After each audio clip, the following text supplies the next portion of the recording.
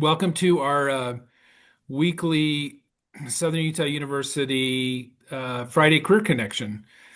For those of you who are just joining us, or if this is your first time, we host this podcast with successful individuals connected to the university who really share with us their career journey. And it gives us a chance to explore how people manage careers and how we can learn to manage our own careers, especially in the age of AI. So, as you know, if you've done this before, once in a while we'll do some snap polls in the chat. If you ever have any questions during the course of the conversation, we'd love to hear from you as well. So, before we turn the time over to Shawn, our guest today, I'd love to get a sense of where people are physically located. So, if you wouldn't mind putting in the chat where the city and state where you're located, so we can kind of get a sense for um, where you're coming from. So we've got Springville, Southern Utah, Cedar, Logan, Saratoga, California, Vegas. Usually we get some people from like Nashville or Texas, Cedar City. So a mix. So we've got a few from California. Who's the furthest east?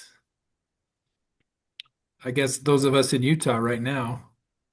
So, okay.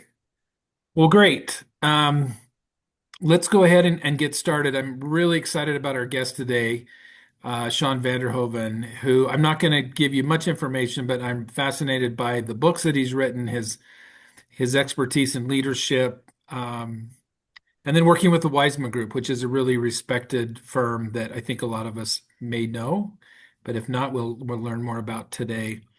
So we're going to turn the time over to Shawn, and Shawn, just share with us your career journey, and then we'll keep going with the conversation. Yeah, great. And please jump into the chat or just stop me and grab the mic anytime through. So nice to meet you all. I'm in Menlo Park, California. I don't know if anybody's been up here in Silicon area, the Bay Area, but I'm right next to Stanford University. Lived in Utah for years. Loved it there. But glad to be on with everybody. Tad, and I would love to have you just jump in at any time and guide me through this. So I'll just share where I'm at now. And Tad, why don't you just interrupt me and take me through what you think would be most useful? I work in a leadership development capacity. The firm that I'm a partner in, we develop leadership development programs for companies all around the world. Anything from first level managers in large companies all through CEOs of companies everywhere. And our primary mission is to figure out how do you help leaders fully utilize people's talent. We've done a couple books. Some of you may have heard of. Has anybody heard of this book called Multipliers? We actually just got to 1 million sales on that book. But the primary author, Liz Wiseman, she lives here. She worked for Oracle, BYU grad, and that book's about, you think, the mindset on how do you use your intelligence as a tool to access other people's intelligence. We call those multipliers. If you've ever worked for a leader who uses their intelligence to show everybody how smart they are, we call those diminishers. They're not very fun to work with. And that model is been useful for us to be able to share through the world. And we've had over 1 million people buy that book and have trained probably 3 or 4 million people on the concept. So I'd love to know what you all are wanting. What would be useful for you? Throw a question in the chat. I've been doing leadership development for 12 years. I started my career in software. I think I really started my career though when I was a kid, like all of you. I worked every job I could get my hands on, from waiting tables to working in construction to painting houses. You can imagine the poor people's houses that I ended up painting. It was brutal for those people. We had to go back and fix things all the time. But so I think I started young, just wanting to work, wanting to be in the world of work, and then ended up in software for 15 years, found my way to Silicon Valley. And I've been out here doing research and working with companies. Obviously, there's a huge concern that we have on how is AI going to affect our world.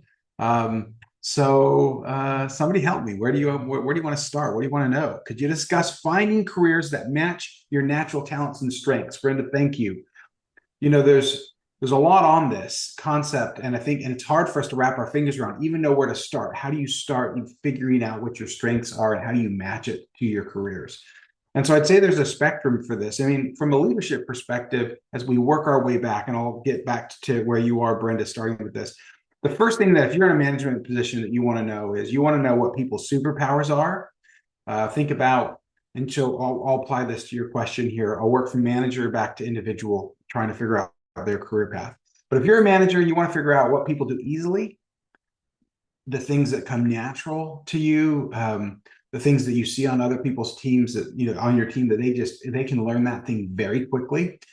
That's easily. The second thing you want to figure out about everybody in yourself are the things that you do or other people do freely. These are the things that you want to do. Call it passion, call it purpose. You'd wake up at 4 a.m. to do the things freely that you do. You pay to do these things. There was a long time in my career that I would have paid somebody to write. I would have paid them to just write with them. I wanted to do that so badly. I had deep desire to do it. So that's freely. And if you can figure out the things that you do and other people do easily, so natural to you, and freely, you've got deep desire to do them. We call that native genius. You're just starting to kind of get a clarity on where you want to point yourself or point others. The other thing you want to figure out in that equation is kryptonite. The things that just suck the life out of you. You languish when you're involved in these tasks. Nobody can handle their kryptonite like Superman and everybody else couldn't handle their kryptonite for long. And I think that that's why that shows up in the kryptonite series. In the beginning, there wasn't kryptonite. It shows up later. I had to research this because it's in my latest book, Pause, which comes out in August. You want to figure out what your kryptonite is. That's really important because you just can't keep enduring the things that you just hate to do. You can do things temporarily that are your kryptonite, but not for very long. So if you can figure out what your native genius is, the things you do easily and the things that you do freely, and then also what your kryptonite is. This is important for leaders. This is important for individuals. You kind of have a profile, but then you can ask yourself the question, what jobs pay for that type of native genius? And then you can direct yourself. So I'll give you an example. I learned early that I have found a lot of energy in making deals. It didn't matter what the deal was. It could be serving tables and just helping people find a dish that they really loved. I loved that. I learned that from a server early.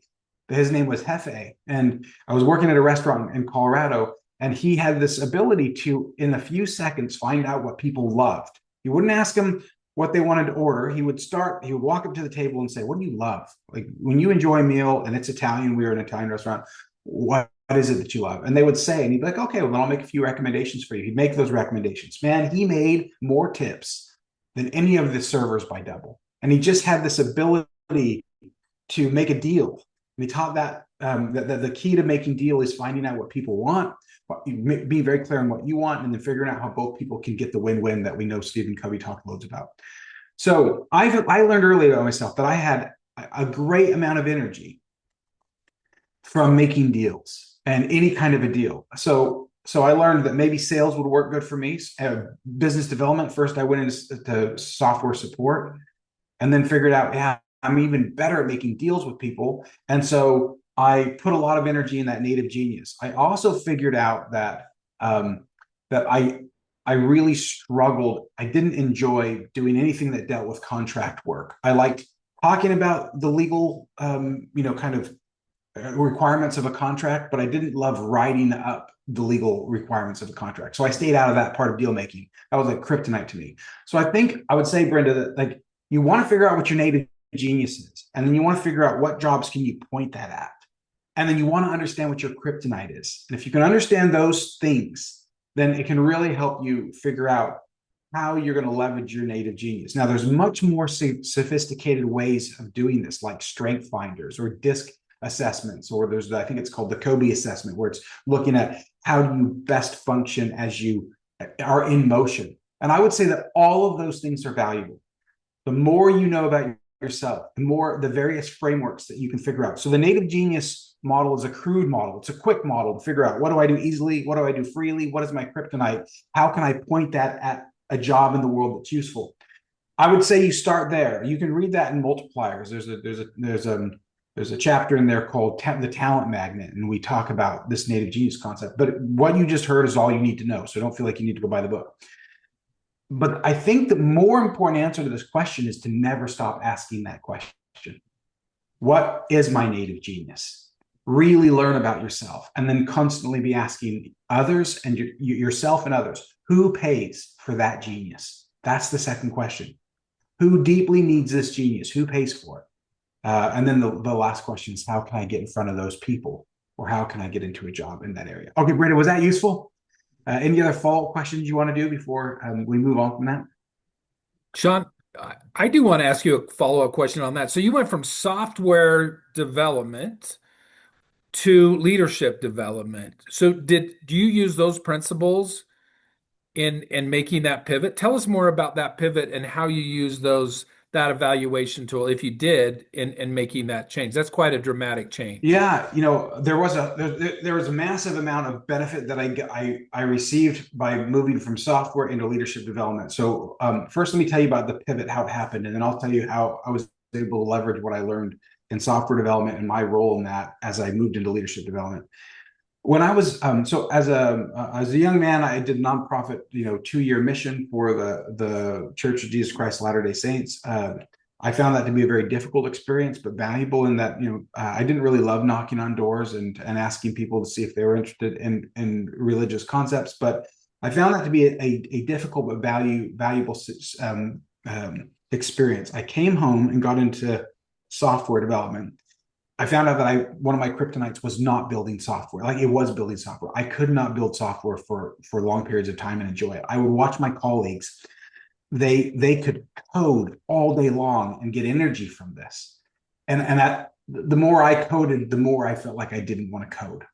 And so I then asked if I could move over into customer support. And I had an inkling from that mission experience that I really love to help people when they were clear on a problem that they wanted to solve. If someone came to me with a problem they wanted to solve, that really excited me.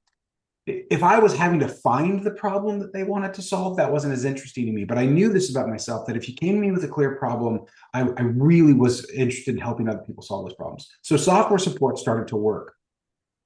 And then from there, I got into sales, because sales is really about solving people's problems.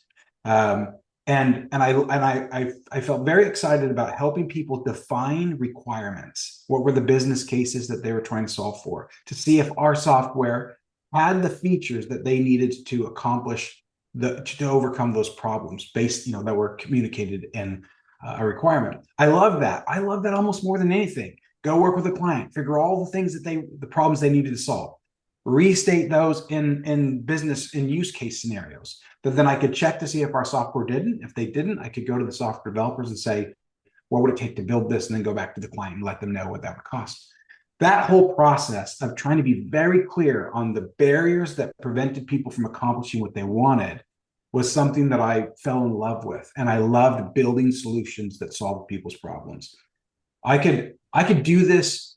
It gave me so much energy that I would wake up. I developed a habit of waking up very early in the morning to convert interviews into clear use case scenarios for the software development team to let me know what it would take for us to build those features into the software, so then I could sell it to the customer and they could benefit from it. That was really important for me, because what I learned in all of that is that problems, clearly defined problems, motivate me. So after about 15 years in software development, I had always wanted to be involved in studying leadership.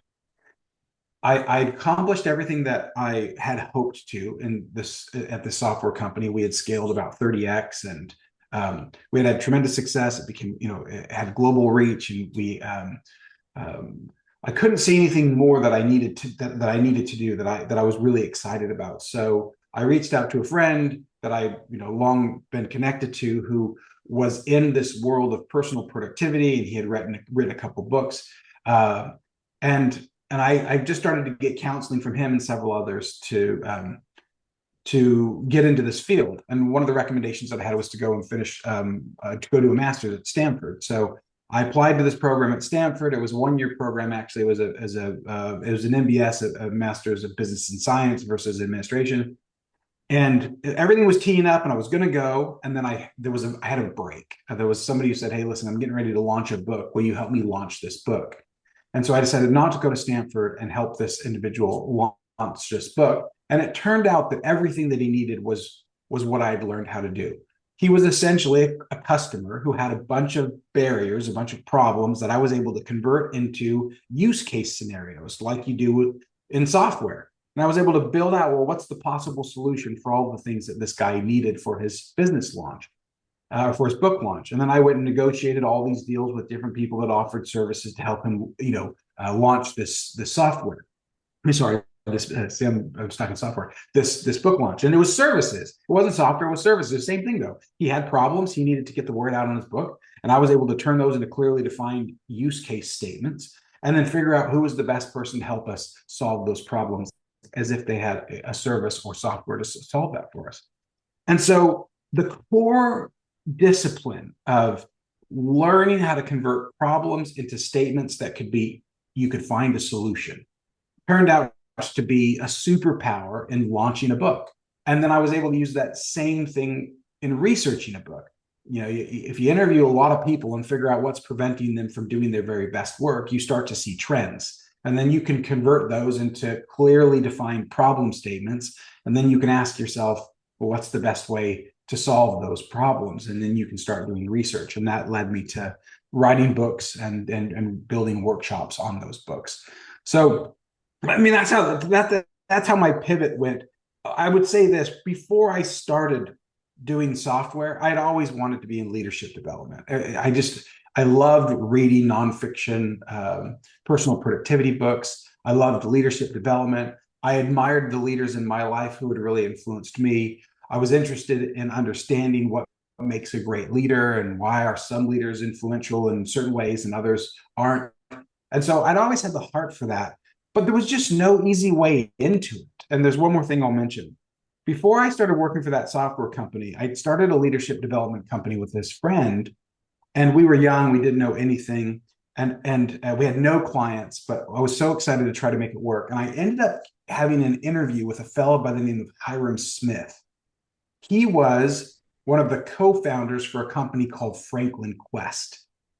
Franklin Quest bought Covey Leadership Center, and it became Franklin Covey. You may be familiar with Franklin Covey. They're up in Salt Lake.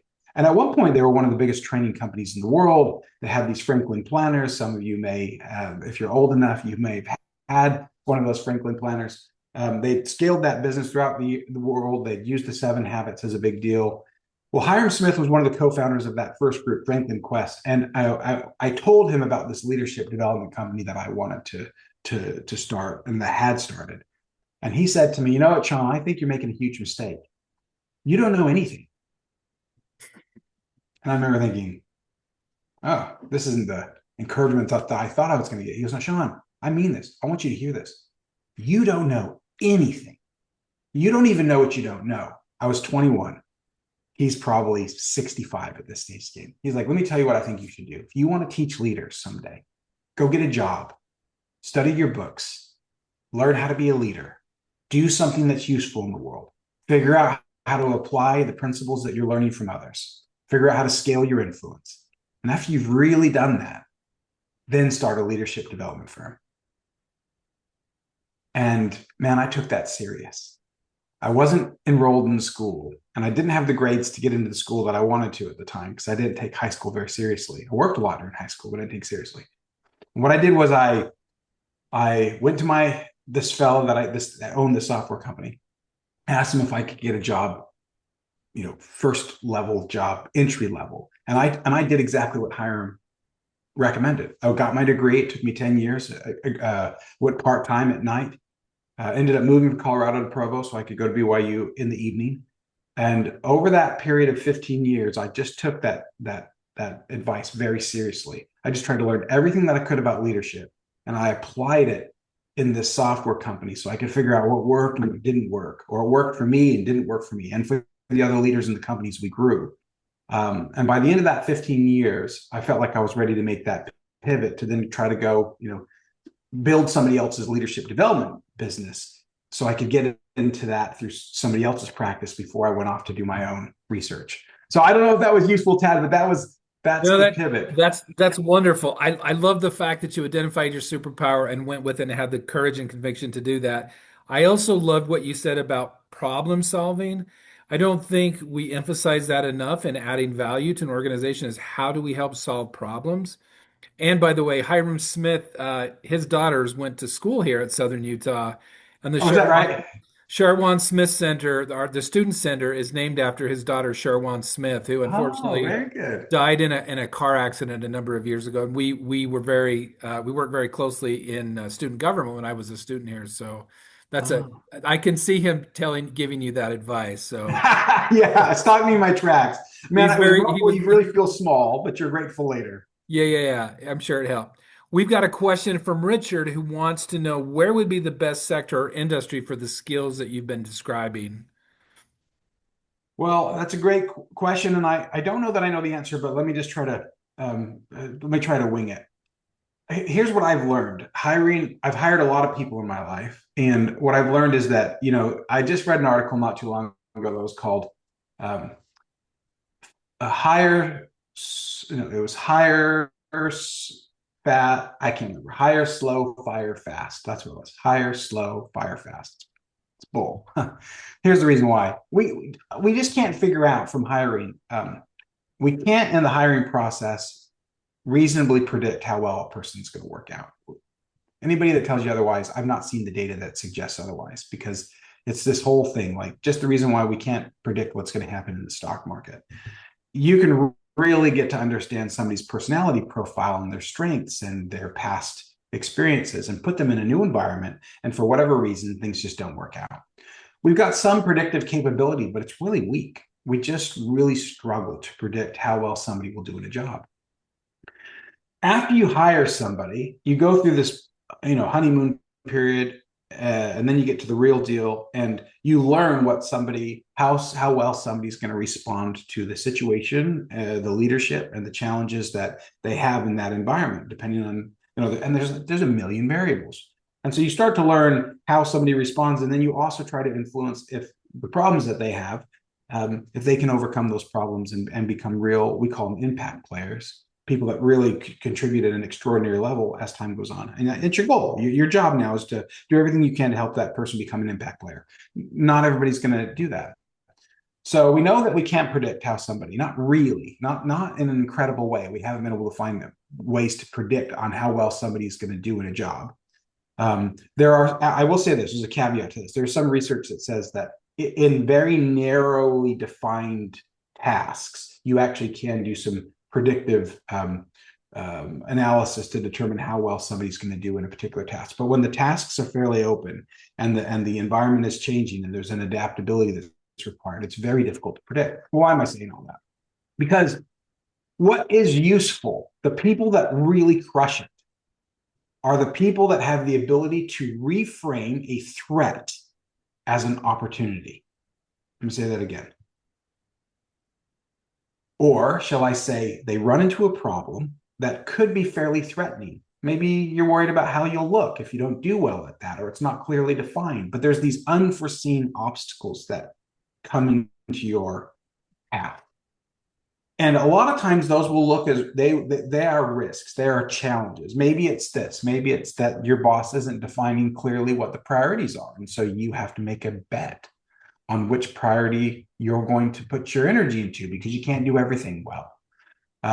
Or maybe it's that you see a job that needs to be done, but it's not in your job description. So you'd be literally stepping outside of your job to go solve that problem. That's the job that's needed, but it's not the job description that you have written for you. Well, do you take the risk? Do you go do that thing that's not in your lane? And then how do you negotiate that well if you do? To make sure that people don't think that you're maybe a usurper of somebody else's responsibility or that you're doing something that you shouldn't be up to. But the point is, these are risks. Now, the people that do really good is they figure out how to reframe a risk or a threat as an opportunity. And that means that you have the ability to do the job that's needed, not necessarily the job that's being asked for, because oftentimes they're not the same. Think about how many times your job description doesn't capture the real thing that's needed once you get to know the job. So I would say, and to answer that question, is, one of the things I think that if you can learn how to be a problem solver, if you can if you as you discover problems, if you can see the opportunity, I'd say that skill set is the skill set that we see, and then figure out how to solve the problem. That skill set is the skill that we see over and over and over again from very successful people in their careers. They run into a problem that could even be a threat. They reframe that problem as an opportunity. They figure out what is the opportunity in the problem. They solve the problem. And if you think about anybody in your life that you love to work with, usually they're problem solvers. They do it in a judicious way. They don't do it in a reckless way. They do it in a way where people are very grateful that they solved the problem. But when they run into that barrier, they have this ability to figure out what's the opportunity. They don't just see the downside or the threats. I don't know. How was that? Was that useful? Perfect. Perfect. Yeah, 100%.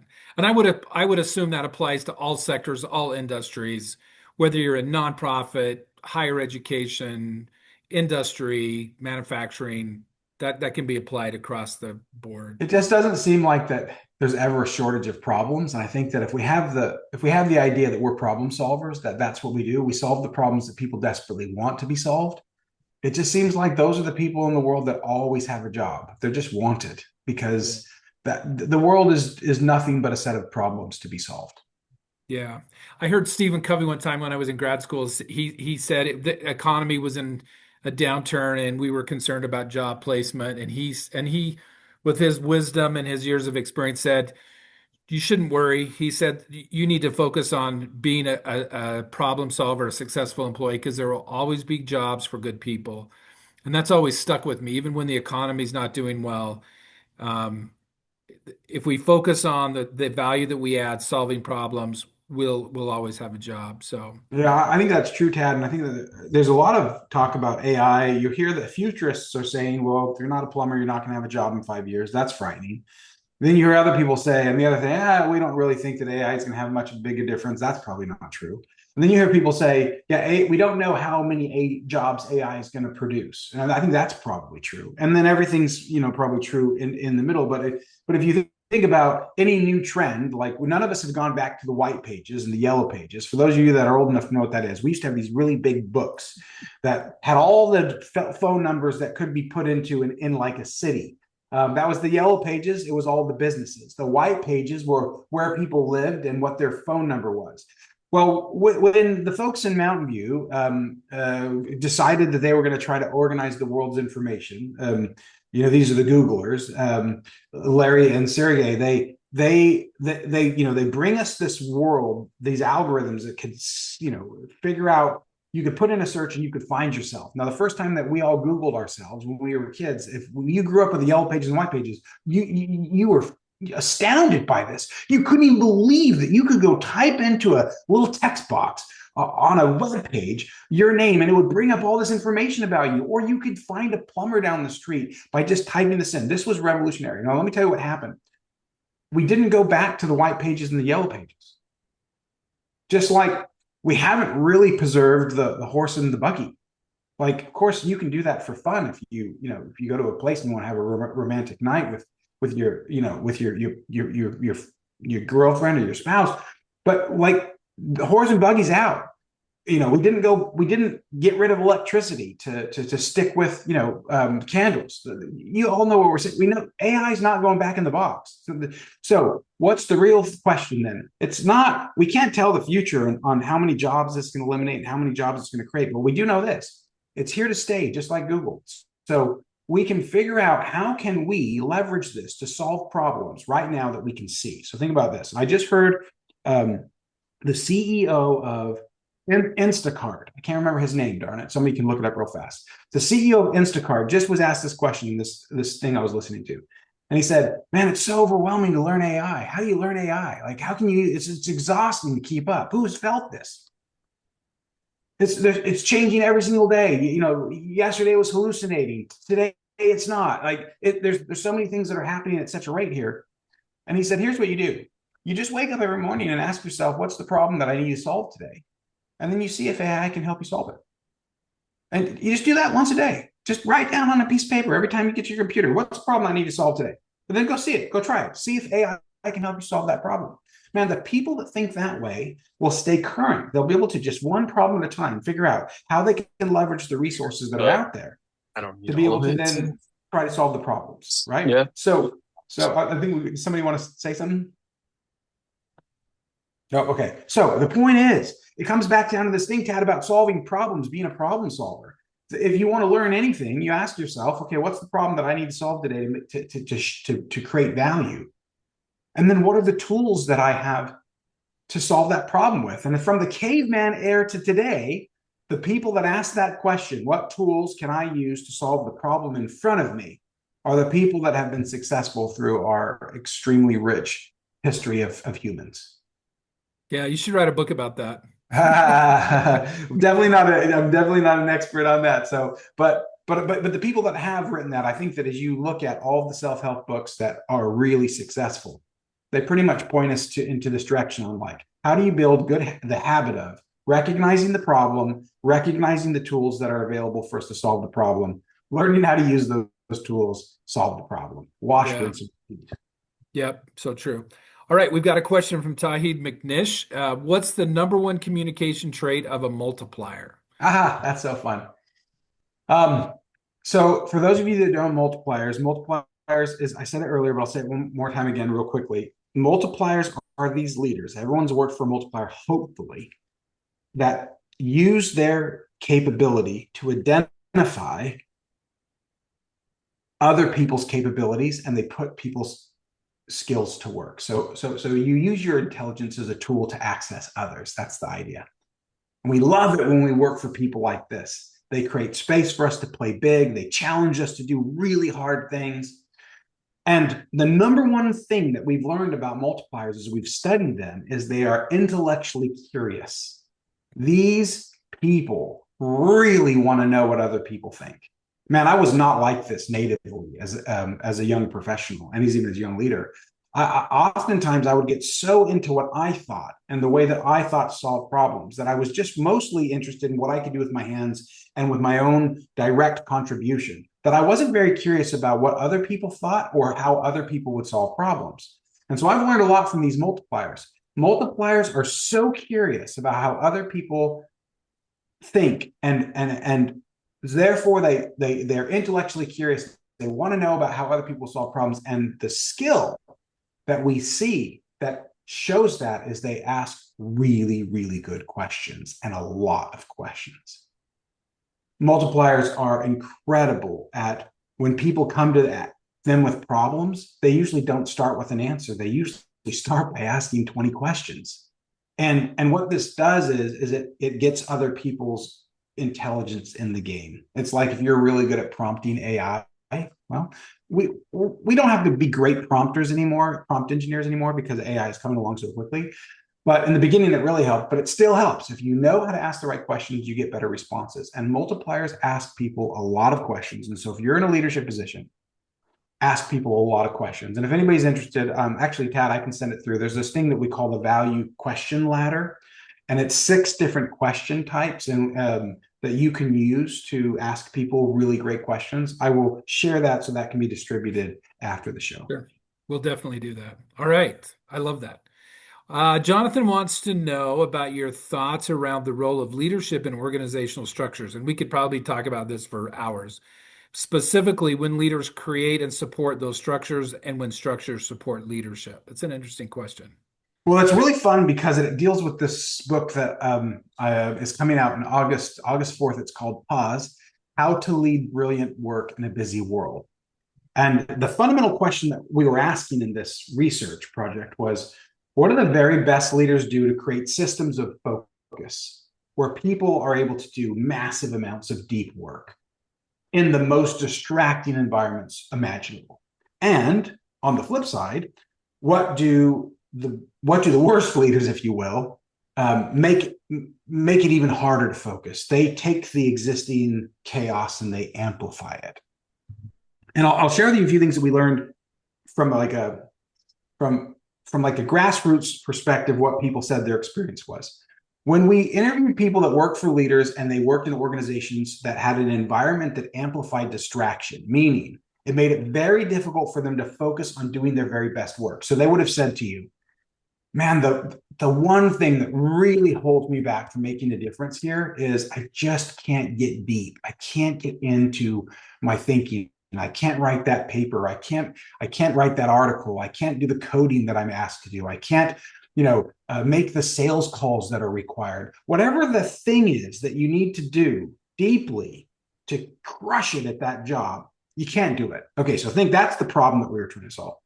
Well, organizationally, oftentimes the way that organizations are built is they are not built to help people get deep in work. They are typically built to solve problems really quickly with many, many people and at a very shallow level.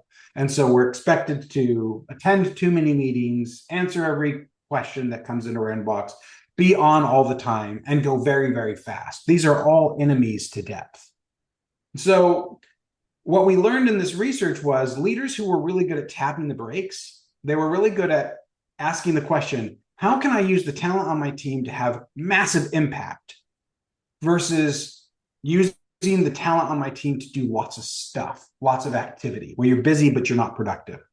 And so I would say this, that what any leader can do, not the organizational structure exists, the environmental structure exists, but what any leader can do is leaders, and you think about this in your own experience, leaders who are really good at slowing things down and asking the question, how can we have more impact here, tend to be the ones that create subcultures and sub-environments that make it possible for people to really produce in a very distracting and highly complicated environment.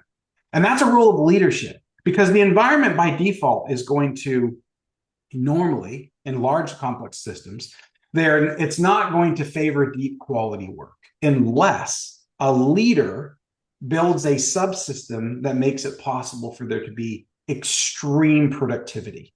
And so I think that the role of leaders is leaders have to slow down and ask the question, how can we have greater impact here? How can we get better thinking from our people here? And what are the things that are distracting or emotionally challenging? What are the conditions in the environment that would prevent us from doing those things? And as they work with their teams to slow down and ask those questions, they can work together to build systems that actually encourage deep productivity rather than actually just encourage a lot of activity. Yeah. And that's definitely a balance, right? Because we do have, like, some of us work in companies and we have quarter end results that are responsible for, or other types of measurements. So it's definitely something that has to be balanced for sure. Yeah, and Tad, you bring a really good point. So what we're not saying is that you're slowing things down to do less. We're saying that if you slow things down to ask the question, how can we really deliver on that quarterly, the thing that is going to be reported quarterly? That's the thing that's most important here. So how can we really deliver on that? How can we create an environment where people can shave off some of these other things? And so I think that if we get deeply committed to figuring out where is the greatest impact that we can all have, and then run an inventory, what would be the things that would prevent us from doing that? And if that's a leadership strategy, you keep doing that over and over and over again. Those little slowdowns to figure that out mean that you will deliver greater on the quarter at greater speed Yeah. than when we tend to just try to take it all on. Yeah. Yeah. Step off the treadmill for a few minutes. Yeah, thank you. Good, Yeah. good point. Good point. Ali has a question about leadership threads to look for in developing our own development through the beginning of a career arc. Okay, so the question is how, like, let's see if we can get this in. So, Ali, you can help, you can jump in here and make sure we're getting this right. So, from a leadership perspective, is the question, what are you concerned about in the beginning of your career? I think it's leadership threads to look for in our own development as we start a career. So I take it, Ali, you can jump in as well, but what are the things we should focus on for our own personal development as we begin a career in terms of leadership? Okay, Ali, feel free to chat in or grab the mic. I'm just going to think about it for a second.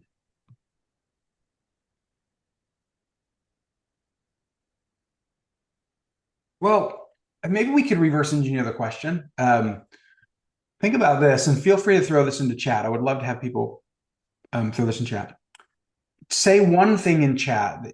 Think of one brilliant leader you've worked for. Think of a leader who just got your very best thinking, and you, man, they could get access to your discretional effort.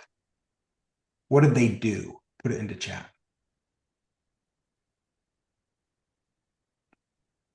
Tad, while they're putting that in the chat, what's came to your mind? What did this leader do that made it possible for you to do really great work? So I think about right after I got out of grad school, I had a manager who really showed interest in my career development. It wasn't like, okay, chop, chop, chop, we've got quarter end coming up. And Yeah, we did that, but he would sit down and have conversations about what did I want to do? What does a career plan look like at that organization? And I've never had a manager do that before or since. Um, and it really sent a signal that he cared about my growth. And then yeah, when we hit speed bumps, he was very honest about some of the challenges that were coming up. yeah. And we still stay, I worked for him for maybe a year before he left for another organization, but we still stay in touch. I think just Yeah. having the conversation again where he paused a minute and said, "Yeah, we've got lots of things to do, but let's talk about you and how we can develop you uh, long term." And it made a difference for me. It's incredible what happens. So there's this chapter in the book Pause called "Put Growth on the Agenda," and it's essentially the idea is exactly what you said. What we learned from all these leaders that were great at giving people the ability to get deep into the focus work is if people had this answer in their mind. So if people knew how they could see themselves in their own growth in their work, they would give incredible amounts of you know they it's like the thing that you can't get access to when people give you their souls, like this, and they're willing to go above and beyond, and this discretional effort, if you will, as we call it. When people can see themselves and their career development in their work right now, they give 110%, 120%. And so I love that you said that, because it's this idea that if you put growth conversations on the agenda, even if it's just once a month for a couple minutes, you will get access to people's energy in ways that you can't otherwise. It's simple. It's what would a next awesome killer, awesome job or promotion look like for you? Just that, if you can help them answer that one question, and what are the skills and the experience that you will need from your current job to help you get that next awesome experience? That conversation you can do once a month with anybody who ever works for you, and you will get their very, very best work. They will give you energy that you can't get otherwise. And so I love that you said that, because we saw that demonstrably in the research. Okay, there's a few others here. I love this. They make you feel valued. They appreciate your input, make you feel valued. There's +2 there. They showed that they cared. They asked questions, good ones, and left pauses for me to answer, meaning that they were really asking you questions. They never felt like that I worked. Never felt like I've worked for one. Oh, that's sad. Sorry about that, Ali. And I hope that changes for you. And if you look at these responses, we'll know what you're looking for. They ask nicely. They give us credit where credit's due. Thanks, Brian, and showed me where contribution made the difference strategically. Understood me, and wanted. So they understood me, and what I wanted, and was really good at, and what I was good at doing. Love that. Had a leader who encouraged me to trust my instincts in decision making and let me act on those decisions. These are the things. I always love doing this exercise. I appreciate how that you recognize this. These things that you're seeing here, which is all about, if you want to be aware of what you should be doing as a leader later in your career while you're early in your career, think about what leaders do to get your very best work. And if you're not clear on that, ask other people, hey, what do the best leaders do to get your very best work? Those things, asking questions, really listening, giving people credit, giving people big jobs, but not telling them how to do the work. That's micromanaging.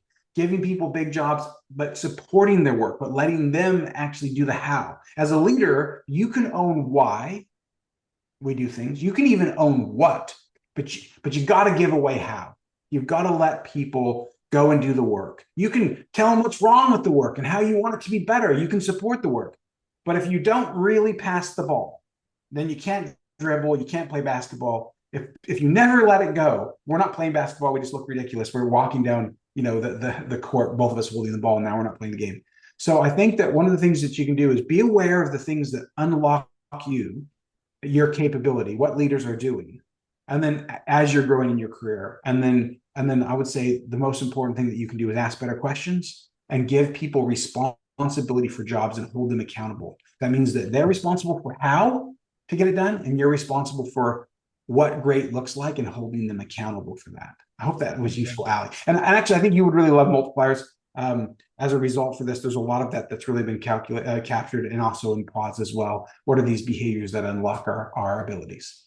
Yeah, and I agree with you, and all that's built on a foundation of trust. So true trust is so key in all of those things connecting them. Last question. We've only got a few minutes left. This has been great, and I'm so sorry that we're not going to get to all the questions, but let's wrap up with this last one from Lynn. She asked, "How do you measure soft skills against hard skills in a startup or reorg environment?" Yeah, that's a really fantastic question. Obviously hard skills you can quantify, based on whatever the job is that you're responsible to do, whether you're coding or building something, or you're using AI to solve various problems, or you're using AI to code, or you're responsible for inventory. You can always reverse engineer the hard skills pretty quickly by looking at the outcomes. What are the measurable outcomes that we want? So if that's an increase in sales revenue, you can always measure the hard sales skills that we know. Well, you got to close more deals. Well, to close more deals, what do you have to do? Well, you need more leads. Okay, well, where do the leads come from? And then you can figure out, like, what are the activities that get to the things that will be measured, and then you can figure out, well, what's the skill that makes that activity go. So you can work from measurement back to activity to figure out, then therefore, what are the skills that make those you very, very good at those activities.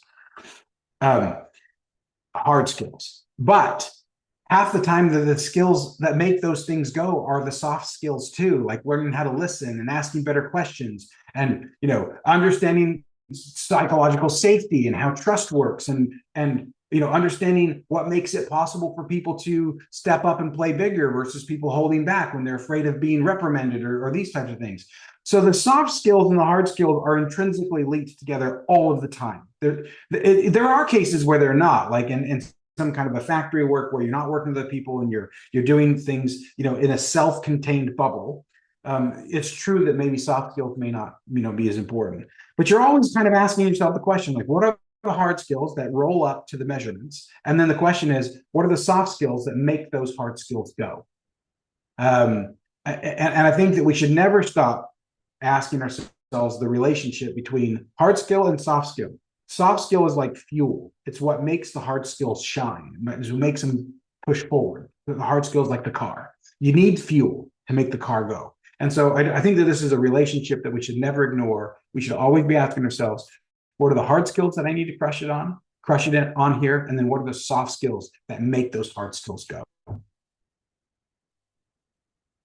Oh, I don't think we can hear you, Ted. That is a Sorry. nice analogy. Oh, sorry. Yeah, I was just going to say you can't have one without the other. They're both important. So, all right. Well, we are out of time. We could probably do this for a couple more hours, Shawn. You've been really, really insightful. I love the story of transition and then finding success with your superpowers. So you're a great example of that. So just a reminder, the new book at Pause is coming out in August. I have not read Multipliers, but I've heard about it, so I need to go get it. I've heard good things about it. So, all right. Just a quick reminder for next week, Emily McCoy, who's a public education teacher, will be joining us. We'll talk about careers in education. And if you're new to the podcast, if you haven't followed our LinkedIn page, SUU Grad and Online, please do so. We do a giveaway every month to two lucky winners. You get a SUU sweatshirt in the mail. We'd love to have you follow us on LinkedIn. And if you're a student and haven't registered for summer semester, please do so. Or if you're looking for a graduate program, we'd love to have a conversation with you. So thanks, everybody. Enjoy the weekend. It's going to be nice, at least here in Utah, I think. We've got a big fireworks show here in Cedar City. So, but wherever you are, I hope you have a great weekend. And we'd love to see you again next week at noon on Fridays. Have a good one. Bye, See everybody. everybody. It was such a joy to be on with you today. Thanks, Sean. Bye bye.